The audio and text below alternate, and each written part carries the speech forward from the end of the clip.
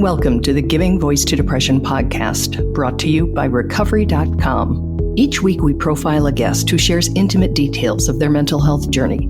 They share because they understand that when people don't talk about their depression or other mental health conditions, those of us who struggle with them can feel like we're the only ones, that there's something wrong with us, instead of understanding that we have a common and treatable illness. I'm Terry, the creator and co-host of this podcast. And I'm Dr. Anita Sands, a licensed clinical psychologist with more than 25 years in clinical practice. I know from both personal and professional experience how significantly mental health and other disorders can impact not just our lives, but those around us as well. By speaking openly and with the wisdom of lived experience, we help normalize conversations that are often avoided due to shame or stigma. Our episodes are honest and real, and we keep them hopeful because there truly is hope, despite what depression tells you. This podcast is brought to you by Recovery.com, whose mission is to help each person find the best path to recovery through a comprehensive, helpful network of treatment providers for both mental health and addiction treatment worldwide. Hi, Terry. Hello, Anita. So each of our episodes features a guest sharing about their experience living with and managing depression. And since each person is unique, each story is.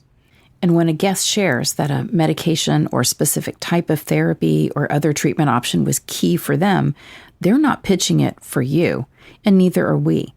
The goal here is to share all sorts of information in the hopes that learning more about how other people deal with their depression and mental health in general will expose us all to the many available treatment options. Today's guest finds relief in a holistic approach to her depression management.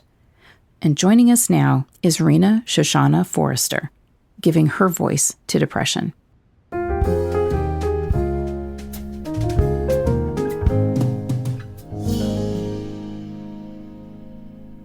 Rena learned about and developed empathy around depression as a child.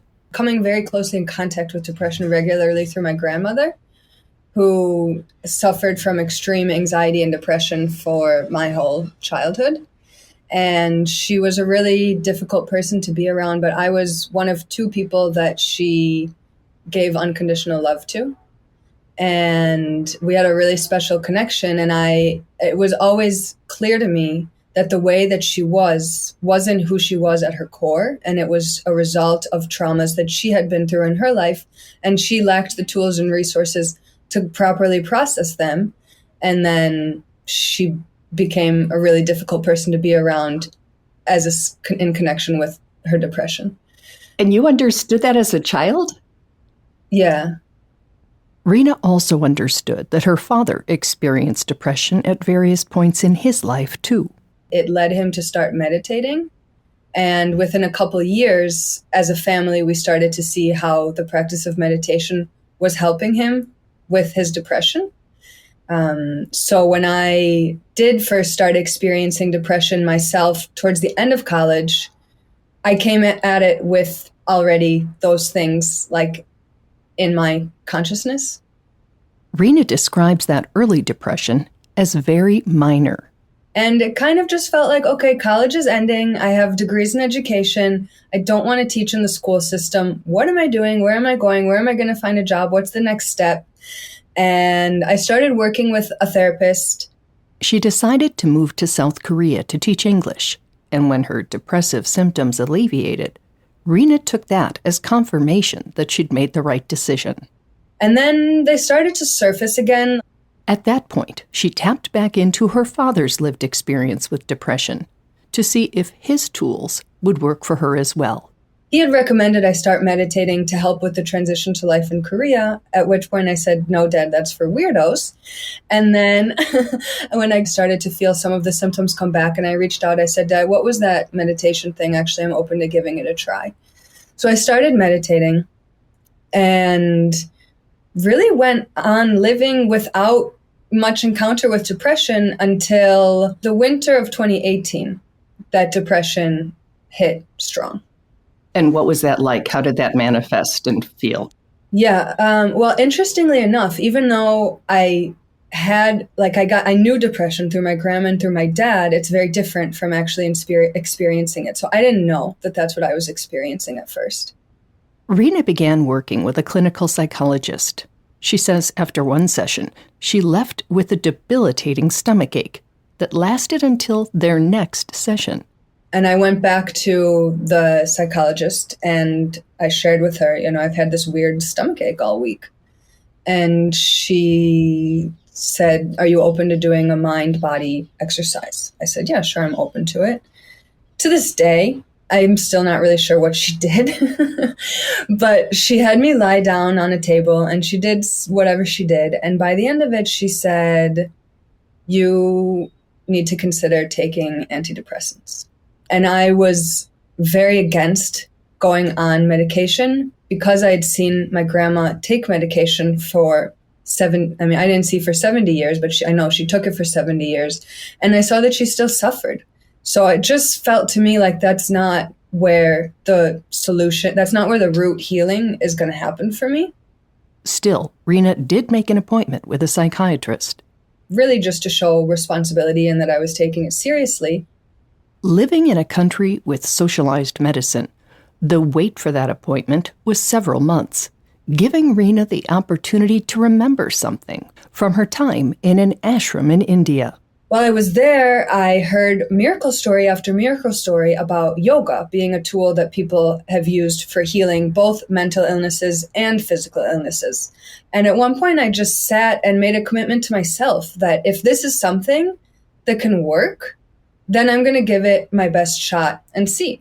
And I just recommitted to that and doubled down on it and committed to getting 8 to 10 hours of sleep every day, committed to waking up and getting outside in the sun first thing in the morning, to moving my body every day, practicing meditation, practicing pranayama, breath work. I started making art, which was something I hadn't done since childhood. Rena also used a technique called focusing to better understand and ultimately manage her pain. And I used it on myself to understand, like I said, build a relationship with this stomach pain and start to notice, when is it coming up? What's triggering it? What does it feel like? Does it have a shape? How can I describe it? And what's it trying to tell me? And I understood in having dialogue with it that it was coming up in a really poor attempt to try to protect me. And when I understood that it was trying to protect me, I was able to to laugh at it. Like, this is such a poor attempt at protection. It's so uncomfortable. And again, I was shocked at how frequently my body felt the need to protect me in such a way. A lot had changed for Rena by the time that psychiatry appointment finally arrived. I shared with her basically everything I've shared with you, but much more in-depthly. And I said, look, if you really think I need to be on antidepressants, I'll consider it. You're the professional here, but I really don't think that I do. And here's all the things that I'm doing to support myself. And she looked me in the eye and she said, I don't think you need to take antidepressants.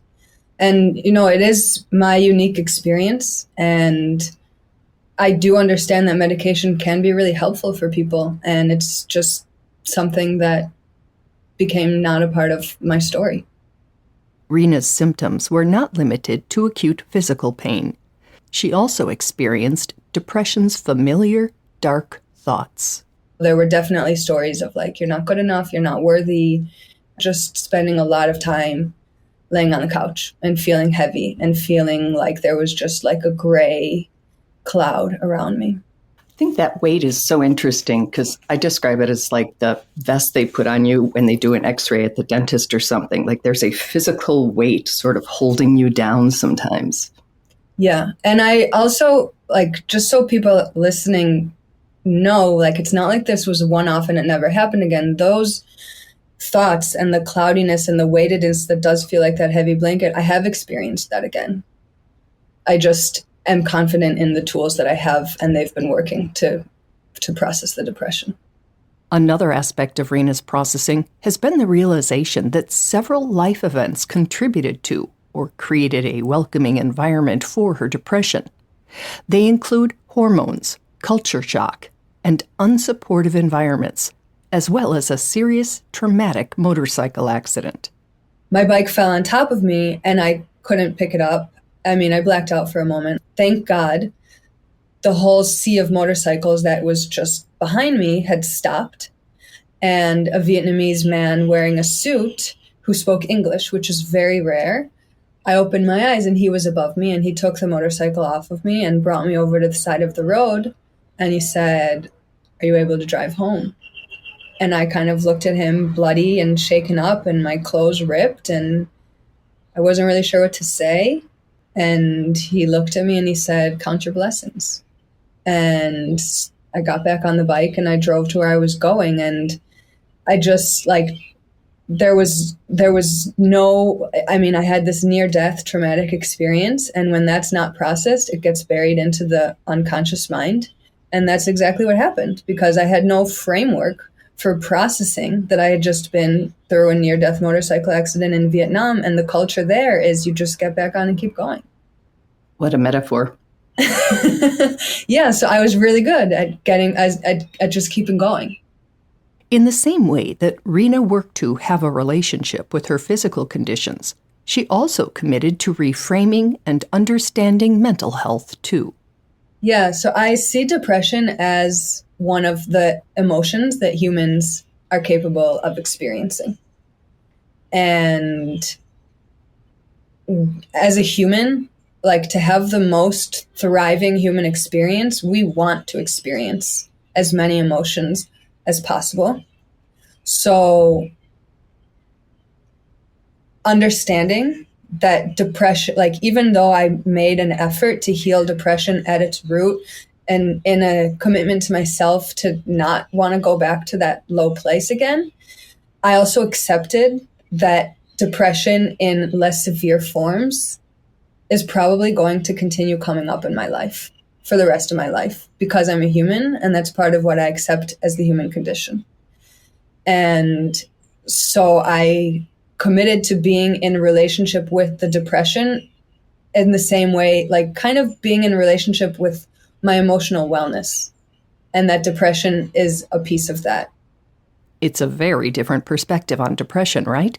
Rather than hating, battling, or hiding it, the idea of trying to learn from and understand depression offers opportunities that we just don't hear about as much.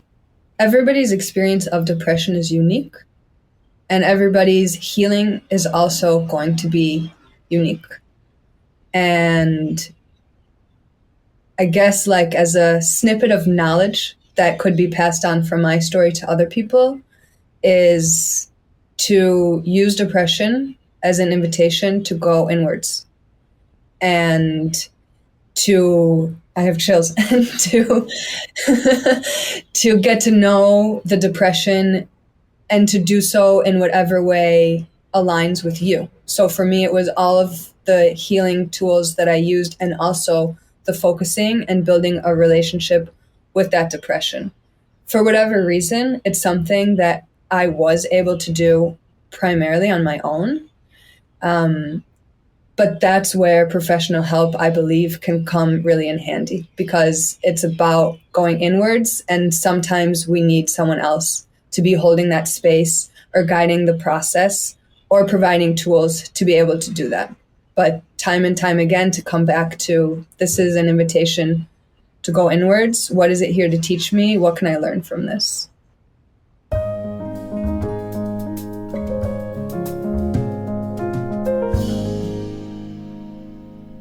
So Terry, I really loved so much of what Rena had to say, and there were a couple of things that really stood out to me, and I'm just curious to see if the same was for you. Me too. I've got my list. All right. Well, one was that Rena saw what helped and what didn't help with members of her family, who were dealing with trauma or depression. So while she was growing up, she already had some ideas in mind about what to do, maybe what to stay away from. And I just thought that was so fascinating and kind of a good note for anyone that we are always teaching other people. And they're watching us, they're learning from us. And I just love so much that she remembered in particular how her dad and his practice of meditation and yoga really stood out to her and ended up being so helpful to her when she ended up dealing with depression herself. Those are the first two notes of mine as well. And the level of communication and vulnerability and openness that happened in that family, because I grew up with a father who had a mental health disorder, and we did not talk about it or acknowledge it in any way, nor was it managed in any way. So the fact that it was, I have something, it's called this, I am trying to manage it via this, that's all so healthy and helpful, because in the event that someone in your world needs that information and that modeling, they've got it. It's like, hey, Dad, what was that? Yeah. Right. And it doesn't even have to be you, like you said. It could be, a future partner or a friend or a coworker. But just, yeah, you're right. This is one of the ways that busting stigma and families becoming more comfortable talking to each other about what they're dealing with can just have these really wide-reaching positive effects. Absolutely. And understanding, gaining and developing some empathy as a child and realizing that her grandmother, who was difficult because she was going through something difficult. And at a time when she wouldn't have had access to all of this information. Yes. Yeah. The other thing that I absolutely love about the way that Rena talked about this, and maybe this would be more common with a holistic way of treating depression, but I just also think it's a very wise way of thinking about managing anything chronic. She committed to being in a relationship with her depression. And to me, that feels like, rather than trying to push it away or get rid of it, which doesn't seem like the right thing to do, like, let's get rid of this. Yes. Instead, she embraced it, and it goes along so well with the way that I think about living with a chronic illness. And I've talked with my clients about this. It's sort of like that three-legged race that you can have at picnics, where you get tied by one leg to another person and you have to see how fast you can get to the finish line. And in a three-legged race, unless you literally throw your arm around the other person and move at the pace that both of you can do it, you're going to fall. You're going to try to be dragging somebody who's connected to you behind you. It just won't work. So I love this idea of embracing this thing that, yes, it's causing us a lot of difficulty and problems and challenges, but if we don't embrace it and move at the pace that it can move, we don't get to move forward either. I think you copied my test paper, because that was literally the third of the 3 points I wrote, including that she said, what is my depression here to teach me, and what can I learn from it? And oh boy, I have little curiosity about my depression when I'm in it. I just hate it. I either don't understand it, don't even recognize that's what it is, or I want it to go away, as you said. Yes. But I wonder what I could learn, and if those lessons could help me notice it earlier, get out of it sooner, all of those things. I was also fascinated by that. Yeah. And, I'm still kind of like crawling my way through a chronic fatigue relapse, but I don't think it's an either or. I think you can hate, sort of that subjective experience of, the fatigue or depression or whatever your symptom package is. And at the same time, you could be curious about, what can I learn from this, so that it isn't an either or? Because otherwise, I think we could get into a shaming place of, you should look at the positive aspect of this or something. And I think she was very grounded in the way that she talked about this. It was like, it's here and I have it and I'm going to have to deal with it. So here's the acceptance piece that I think is critical for almost any learning or change to happen. But she's not like saying everybody should get depressed so that they can learn something from it. It's an awful Yes. experience, and we need to say it can both be awful and it can teach you something at the same time. It's not an either or. And thinking back to previous guests without using that language, I think that's been a common theme. I think a lot of people have talked about compassion and mostly that, I think, is sort of the takeaway. It's like you come out of it. What do they say? That's what the storm's about. We're different when we come out of the storm. Yeah. That's why it was there. And again, it's hard to, wrap your arms around. It's not like, great. What a lovely thing to have happened, because there are gentler teachers. but also, definitely have learned. Absolutely have learned from my own experience, from your experience, from every guest's experience. There's great education in it. Not that I like any part of it, but I do acknowledge that I have learned and grown through the experience. Yeah, absolutely. Fascinating. So thank you, Rena, for sharing your story. Thank you, Anita. And thank you to Rena's family for allowing her and giving her permission to share some of their experiences while discussing hers.